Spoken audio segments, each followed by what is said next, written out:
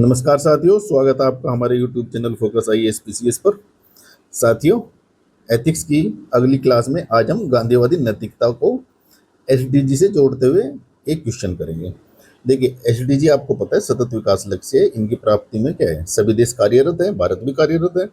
तो अभी जो एथिक्स के जो क्वेश्चन आते हैं वो थोड़े डायनेमिक नेचर के होते हैं। वो सिंपल से क्वेश्चन नहीं पूछे गांधीवादी नैतिकता क्या है।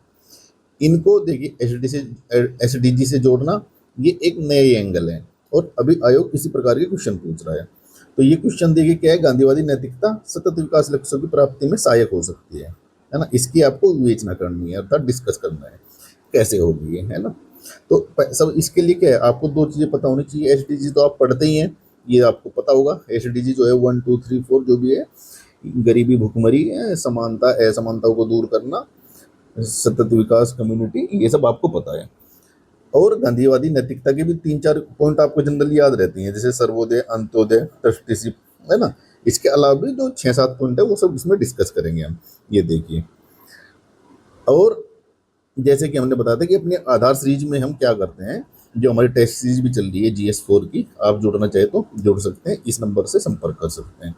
इसमें हम हमारी क्या खूबी है हमारे मॉडल उत्तर की, देखिए आप ना, इसमें क्या है कि हम जो उदाहरण जो है वो बेस्ट उदाहरण देते हैं और क्वेश्चन का फॉर्मेट उसी प्रकार से रखते हैं। जैसे ये पूछा है कि एसडीजी, गांधीवादी नैतिकता एसडीजी की प्राप्ति में कैसे सहायक होगी, तो आप इसको लाइन बाय लाइन लिख सकते थे, उसमें ज्यादा टाइम लगेगा और वो उतना विजिबल भी नहीं होगा।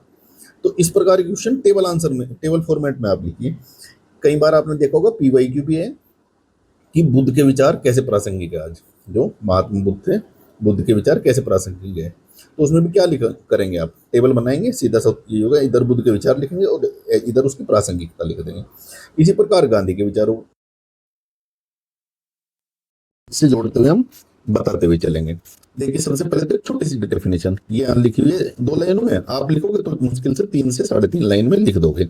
देखिए क्या है, गांधीवादी नैतिकता अर्थात गांधी की नैतिकता सत्य, अहिंसा, अस्तेय, है ना, आपको पता है, परिग्रह, ब्रह्मचर्य, ये सब जो है गांधीवादी नैतिकता के पार्ट थे। सत्य, अहिंसा, ट्रस्टीशिप, सर्वोदय, स्वदेशी, 2 4 लिख देंगे आप। फिर लिखेंगे मानव केंद्रित विकास अर्थात सतत विकास की प्राचीन भारतीय मॉडल को प्रस्तुत करती है, जो आधुनिक एसडीजी जो 2030 तक पूरे करने एजेंडा से गहराई से मेल खाती है। तो इतनी ही आपको डेफिनेशन लिखनी है, मतलब ये इंट्रोडक्शन इतना ही लिखना है। तब सीधा टेबल बनाएंगे। टेबल में इस कॉलम में लिखेंगे गांधी की नैतिकता क्या है, सर्वोदय। सर्वोदय क्या होता है, सर्व प्लस उदय अर्थात सभी का उदय, सभी का उत्थान, सभी का विकास, है ना। जैसे कि बोलते हैं सबका साथ सबका विकास, वही वाला यहाँ कंसेप्ट है ये सर्वोदय। अब इसमें क्या लिखेंगे, एसडीजी में कैसे प्राप्ति होगी भाई। एसडीजी में जब हम सबका साथ सबका विकास करेंगे तो असमानता दूर होगी, सीधी सी बात है। जो गरीब व्यक्ति है उसका विकास होगा तो गरीबी जाएगी, है ना। ये 2 पॉइंट आप लिखेंगे सीधा। लेकिन सारे एसडीजी एक साथ नहीं लिख देंगे, क्योंकि आपको पूरा उत्तर लिखना है, तो कुछ एसडीजी यहाँ लिखेंगे, कुछ यहाँ, कुछ यहाँ, कुछ यहाँ, ऐसे करके लिख देंगे जो भी इनसे रिलेवेंट होंगे। तो यहाँ 2 लिखेंगे हम मेनली, एसडीजी गरीबी की समाप्ति और असमानता में कमी। एसडीजी 10 आपको पता होना चाहिए, ये याद कर लीजिए आप एसडीजी, क्योंकि ये प्रीलिम्स में पूछता है, मैचिंग में पूछता है कि कौन सा एसडीजी किससे संबंधित है। अर्थात बिना किसी भेदभाव के अंतिम व्यक्ति तक विकास पहुंचाना। यहाँ आप ब्रैकेट में लिख सकते हो सबका साथ सबका विकास, है ना, जैसे सरकार का नारा भी है या सरकार का लक्ष्य भी है। फिर इतना लिखेंगे केवल, फिर उदाहरण देंगे, क्योंकि बहुत लंबा लिखेंगे तो आप अपना उत्तर जो 3 पेज में कंप्लीट नहीं कर पाएंगे। 200 शब्दों का जो ये होता है, इसके लिए आपको 3 पेज मिलते हैं एग्जाम में, और ना इतना टाइम होगा। अगर आप लंबा लंबा लिखेंगे तो सीधा शॉर्ट में व्याख्या दीजिए, फिर उदाहरण से समझा दीजिए कि कैसे है। जैसे IPS अतुल कुलकर्णी जो महाराष्ट्र के हैं, इन्होंने क्या किया कि गढ़चिरौली जैसे जैसे जो, ये आपको पता है गढ़चिरौली नक्सल प्रभावित क्षेत्र है, यहाँ इन्होंने मिशन शौर्य और सशक्त गांव अभियान चलाया। इससे क्या हुआ कि जो इनसे प्रभावित जनजातीय समुदाय था उसका विकास हुआ, क्योंकि बच्चों को खेल, शिक्षा, कौशल इत्यादि में जोड़कर मुख्य धारा में लाया गया। तो ये उदाहरण देंगे। तो इससे क्या हुआ, जो पिछड़े थे हमारे, मतलब पिछड़े का मतलब SC समाज जो था, उनका भी विकास हुआ। तो सर्वोदय अर्थात सबका विकास हुआ। फिर अंत्योदय। अंत्योदय क्या होता है, जो बिल्कुल गरीब लास्ट व्यक्ति है, बेचारा हाशिए पर बैठा हुआ, उसको लाभ पहुंचाना, सबसे वंचित का प्रथम विकास। अर्थात सरकार का जो है ध्येय यही होना चाहिए कि जो सबसे पिछड़ा है पहले सबसे उसका विकास करे। अब जो गरीब लोग हैं, बिल्कुल गरीबी रेखा से नीचे, उनका विकास करे। तो इसको जोड़ देंगे हम भूखमरी से, क्योंकि गरीब यहाँ लिख दिया, बार बार गरीब नहीं लिखेंगे फिर। अब क्या है, शून्य भूखमरी। भाई भूखमरी तो उसी के पास होगा ना जो बिल्कुल गरीब होगा, तो ये तो अपने आप समझ आ जाएगा आपको। अब क्या है, जब पीडीएस सिस्टम चल रहा है, हम आप यहाँ पीडीएस लिख सकते हैं सीधा शॉर्ट में, है ना। या उदाहरण देंगे, उदाहरण नहीं याद आ रहा है तो पीडीएस लिख दीजिए, या फिर उदाहरण दीजिए, वो बेस्ट है। जैसे उमाशंकर पांडे जो है बांदा में जो थे आईएएस, इन्होंने क्या किया कि खेत पर मेड अभियान चलाया, है ना। इससे क्या हो गया, किसानों की, जो गरीब किसान थे उनकी भी इनकम बढ़ी, है ना, और गरीबी मिटी। तो इससे हर मेड पर पेड़, है ना, और जल संरक्षण में मदद मिली, इससे क्या हुआ, कुपोषण में मदद मिली। तो ये आप लिख सकते हैं उदाहरण। तीसरा है ट्रस्टीशिप। ट्रस्टीशिप क्या होता है भाई, ये होता है संरक्षकता का सिद्धांत, अर्थात इसका अर्थ ये होता है कि जो जैसे कंपनी के मालिक है वो उसके मालिक नहीं है, उसके संरक्षक है केवल। तो इसी प्रकार हम लोग भी धरती के मालिक नहीं है, हम धरती के संरक्षक हैं। तो इसमें क्या लिखेंगे आप, एसडीजी 12 लिख देंगे, जिम्मेदार उपभोग और उत्पादन। जब ये पूर्ति कैसे होगी भाई, जब हम पृथ्वी को ऐसा समझेंगे कि हम इसके संरक्षक हैं, नहीं कि पृथ्वी से केवल उगाही करनी है किस्म से। तभी क्या होता है, कॉर्पोरेट क्या करते हैं, कॉर्पोरेट वर्ल्ड जो होता है, व्यापारी लोग क्या करते हैं, बिजनेसमैन, कि केवल उससे ना अपना फायदा देखते, जैसे कोयला खदान है तो निकालते रहेंगे अंदर कोयला, भले वहां नुकसान हो जाए। तो ऐसा नहीं करना है, हमें जिम्मेदार उपभोग और उत्पादन करना है। इससे क्या होगा, हमारे जो प्राकृतिक संसाधन है उनका संरक्षण होगा, है ना। और संविधान का अनुच्छेद 39 बी व सी भी इसी को इंगित करता है। तो ये लिख देंगे आप। देखिए बीच बीच में कई उदाहरण देंगे, कहीं संविधान का के को कोट करेंगे, मतलब उसका डीपीएसपी या फंडामेंटल राइट्स या जो भी हमारा फंडामेंटल ड्यूटी है उनको कोट करेंगे, या हम उदाहरण देंगे, नीति देंगे, सरकार की नीति देंगे, संविधान देंगे। इस प्रकार से हर एंगल को जोड़ते हुए हम लिखेंगे। अपरिग्रह है, आपको पता है कि न्यूनतम उपभोग करना। गांधी जी क्या है, उन्होंने कपड़ों का भी त्याग कर दिया था कि केवल मैं न्यूनतम कपड़े पहनूंगा, मतलब जिसकी मुझे जरूरत है केवल तन ढकने के लिए। तो ये उनके अपरिग्रह की जो है नैतिकता को दिखाता है। अब इसमें क्या होगा, जब न्यूनतम उपभोग होगा तो अपने आप ही क्लाइमेट चेंज जो है, क्लाइमेट चेंज रुकेगा प्रभावी ढंग से। क्योंकि क्लाइमेट चेंज क्यों हो रहा है, ये सब इंडस्ट्रियलाइजेशन जो हो रहा है, औद्योगिकरण, अंधाधुंध जो विकास हो रहा है उसी की वजह से तो हो रहा है। जब हम अपरिग्रह करेंगे, अर्थात हम आलतू फालतू उपभोग करेंगे ही नहीं, तो हमें कम संसाधनों की जरूरत पड़ेगी। इससे क्या है, सतत विकास लक्ष्य की प्राप्ति होगी, जैसे कि क्लाइमेट एक्शन अर्थात एसडीजी 13। अति उपभोग को रोककर कार्बन फुटप्रिंट अपने आप कम हो जाएगा। भाई जो हम खाते हैं उसमें हर चीज में कॉस्ट आती है, एक पानी खर्च होता है, फिर कार्बन निकलता है। जैसे पेड़ लगा हुआ है उसको हम काट देंगे अपने उपभोग के लिए, घर बनाने के लिए, तो क्या होगा, कार्बन उत्सर्जन जो सोख रहा था कार्बन को वो कमी आ जाएगी, क्योंकि पेड़ हमने काट दिया। तो इसलिए अपरिग्रह होना चाहिए, व्यक्ति को अपरिग्रही होना चाहिए। तो गांधी जी का जो सिद्धांत है ये जलवायु कार्रवाई को सीधा सीधा रोकता है, क्लाइमेट चेंज को। इसका उदाहरण देंगे, सरकारी नीति क्या है, भारत सरकार ने लाइफ मिशन चलाया, ये आपको पता होगा, लाइफ स्टाइल फॉर इन्वायरमेंट इसकी फुल फॉर्म है। तो ये उदाहरण देंगे हम यहाँ पर। इसके बाद क्या होगा, ग्राम स्वराज। ये देखिए, ग्राम स्वराज और स्वावलंबन। तो आपको पता ही होगा, गांधी जी बोलते हैं कि जो हमारा जो ग्राम है अपने आप में एक देश की बात है, उसको इंडिपेंडेंट होना चाहिए, अर्थात जितना वो खर्च कर रहा है उतना ही उसकी इनकम वहीं से उसका साधनों से हो जाए। तो ये होता है ग्राम स्वराज और ग्राम स्वावलंबन। ये देखिए क्या है, एसडीजी 8 अर्थात सम्मानजनक कार्य, और एसडीजी 11 संवहनीय शहर और समुदाय। तो ये शहर पे फिट बैठते हैं ग्राम स्वराज की जो डेफिनेशन है। ये शहर भी तो इसी प्रकार का होना चाहिए, केवल गांव गांव थोड़ा ही होगी। इसका मतलब क्या है, स्थानीय संसाधनों के उपयोग से विकेंद्रीकृत अर्थात डिसेंट्रलाइज इकोनॉमी का निर्माण होगा, है ना। तो ये सीधी नैतिकता इससे जुड़ी हुई है। इसमें एक उदाहरण देंगे, जैसे आपको पता है सोनम वांगचुक ने क्या किया था, आइस स्तूपा बनाए थे वहां पर लद्दाख में। उससे क्या होता है, गाँव को पीने का पानी मिल रहा था, है ना। तो वो आत्मनिर्भर हुए, उनको किसी की राह नहीं देखने की सरकार आएगी और पाइपलाइन बिछाएगी, क्योंकि वो वहां सक्सेस नहीं थी। तो ये उदाहरण देंगे, बेस्ट उदाहरण देंगे सोनम वांगचुक, अभी न्यूज में भी है, तो इनके अच्छे कामों का आप बता सकते हैं। इसके अलावा उन्होंने सौर ऊष्मित मिट्टी के घरों के माध्यम से स्थानीय स्तर पर जलवायु अनुकूलन का भी काम किया, है ना। उन्होंने बताया कि मिट्टी के घर बनाओगे तो इसमें ज्यादा ठंड आपको नहीं लगेगी। तो इस प्रकार के नवाचार वो करते रहते हैं वहां सोनम वांगचुक जी। तो ये इससे जोड़ेंगे आप।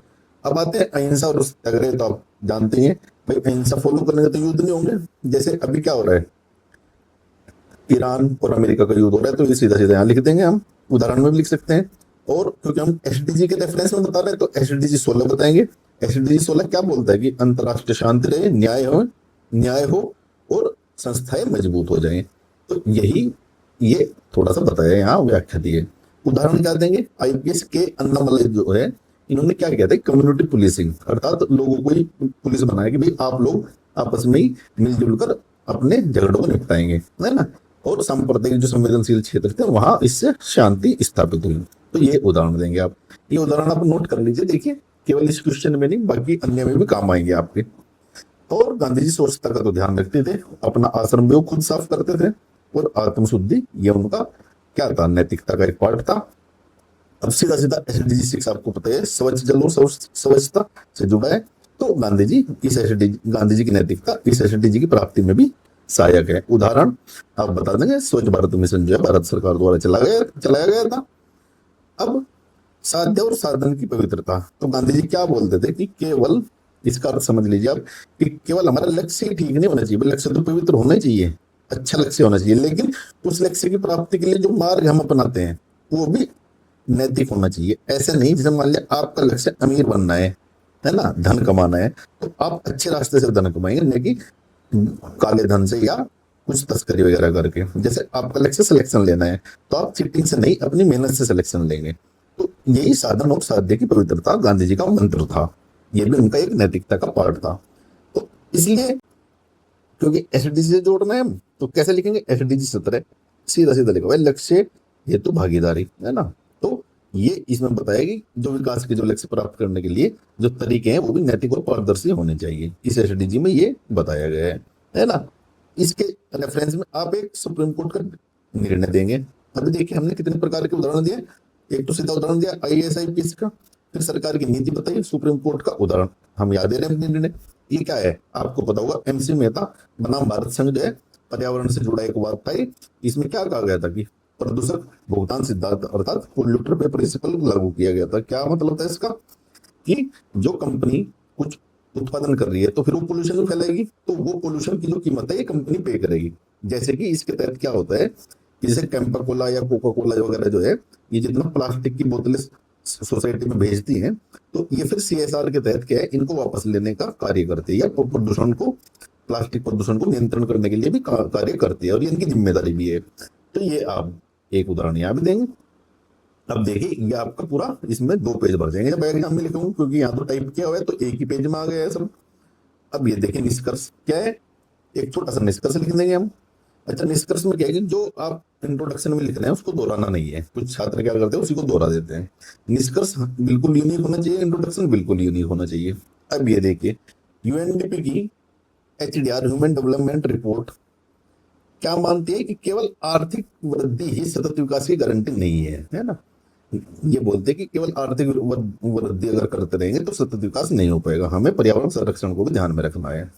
गांधीवादी नैतिकता सतत विकास को केवल एक तकनीकी लक्षण न मानकर एक नैतिक दायित्व बनाती है, कि देखिए भाई विकास तो होना चाहिए लेकिन वो नैतिक तरीके से होना चाहिए, उसमें मोरालिटी होना चाहिए। ऐसे नहीं कि अंधाधुंध आग बंद किया और विकास कर दिया। नीति निर्माण में इन मूल्यों का समावेशन ही 2030 तक एसडीजी अर्थात कोई पीछे न छूटे के संकल्प को साकार कर सकता है। तो ये आप बता देंगे, है ना। तो ये छोटा सा निष्कर्ष देंगे आप, और ये इस प्रकार से उदाहरण के साथ आप उत्तर देंगे। जीएस 4 से टेस्ट सीरीज से जुड़ना है तो आप जुड़ सकते हैं, हमें 9811504781 पर संपर्क कर लीजिए। ये हमारा चैनल है टेलीग्राम, यहाँ इसकी पीडीएफ मिल जाएगी जो आज पढ़ाया है आपको, और चैनल यूट्यूब है, इस पर लाइक और सब्सक्राइब कर लीजिए। देखिए कुछ उदाहरण यहाँ दिए हुए हैं, इनको आप स्क्रीनशॉट ले लीजिए या नोट कर लीजिए। ये उदाहरण आप अन्य उत्तर में लिख सकते हैं, ये हम ना एक्स्ट्रा डेटा दिया हुआ है। देखिए ये मॉडल उत्तर है जो हमारा टेस्ट सीरीज का ही है, तो इसमें क्या है ये उदाहरण लिख दिए कि भाई चलो आपको कोई इनमें से नहीं याद आ रहा है तो ये याद कर लीजिए, या इनको आप किसी और उत्तर में प्रयोग कर सकते हैं, ये बता दिए गए छात्रों को। देखिए आईएएस अरुण गोयल और निधि खरे, इन्होंने क्या किया था, एसडीजी 6 को अच्छे से क्रियान्वित किया था, जल संरक्षण मिशन चलाए थे इन्होंने, ये आप लिख सकते हैं। आईएएस आशु सिंघल जो राजस्थान में है, इन्होंने भी जल संरक्षण के लिए मुख्यमंत्री जल स्वावलंबन अभियान का नेतृत्व किया था। सामुदायिक श्रमदान किया था, ये भी गांधीवादी उससे जुड़ा हुआ है। सामाजिक कार्यकर्ता राजेंद्र सिंह, इन्हें जल पुरुष बोलते हैं, ये तो पता ही है आपको। राजस्थान में इन्होंने क्या है, जोहड़ तालाब का निर्माण कराया, वो भी स्वैच्छिक श्रम से, मतलब स्थानीय लोगों की मदद से। तो इस प्रकार के आप एग्जाम्पल देंगे। कैलाश सत्यार्थी जी का एग्जाम्पल देंगे, तो इन्होंने बाल श्रम के विरोध विरुद्ध लड़े हैं वो, है ना। आईएफएस वन सेवा में जो आईएफएस होता है, इंडियन फॉरेस्ट सर्विस, उसमें जो रमेश पांडे जी है, इन्होंने भी सामुदायिक वन प्रबंधन किया था और ग्रामीणों की आय बढ़ाई थी वनोपज पर स्वामित्व देकर। ऐसे बिंदेश्वर पटक तो आपको पता है, स्वच्छता में इनका बड़ा नाम है। जो सुलभ इंटरनेशनल, जो सुलभ शौचालय बने रहते हैं, ये इसके जनक बिंदेश्वर पटक ही थे। तो स्वच्छता में कितना बड़ा योगदान दिया इन्होंने। एसडीजी 6 में लिखेंगे सीधा सीधा, एसडीजी 10 भी लिख सकते हैं इसमें, है ना। तो ये भी गांधीवादी नैतिकता है, और सामान्य क्वेश्चन में भी आप इसका प्रयोग कर सकते हैं। ये अगला क्वेश्चन कल डिस्कस करेंगे, गांधी जी के 7 पाप, ये भी पूछता है बार बार, और इससे पहला क्वेश्चन हम डिस्कस कर ही चुके हैं, है ना।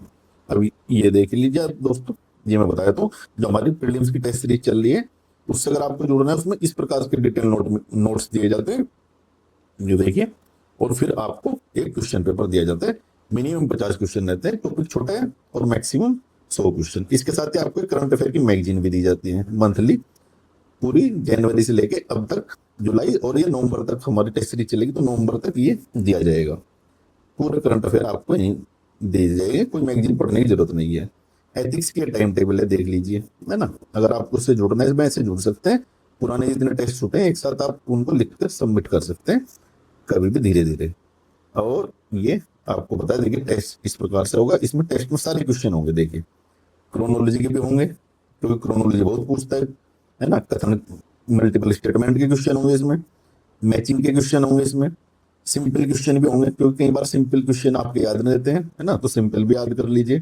तो हर प्रकार के क्वेश्चन इसमें मिल जाएंगे, कथन कारण वाले भी मिल जाएंगे, अभिकथन, असर्शन और रीजन के जो क्वेश्चन होते हैं।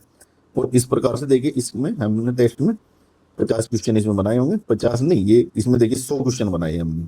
तो इस प्रकार से आपको 5000 का कमिटमेंट किया था, लेकिन अभी ये 5 से ज्यादा ही आपको हो जाएंगे, और पूरा सिलेबस कवर हो जाएगा आपका जो है प्रीलिम्स के लिए। ये आप जुड़ सकते हैं, एक किस्म से क्रैश कोर्स ही है, क्योंकि इसमें आपको नोट्स वगैरह दिए जाते हैं सारा, और आपको क्वेश्चन आंसर भी दिए जाते हैं। तो दोस्तों, वीडियो अच्छी लगी है तो लाइक कीजिए, और मिलते हैं अगली वीडियो में। तब तक के लिए पढ़ते रहिए, लिखते रहिए, और सिलेक्शन लेकर रहिए। जय हिंद।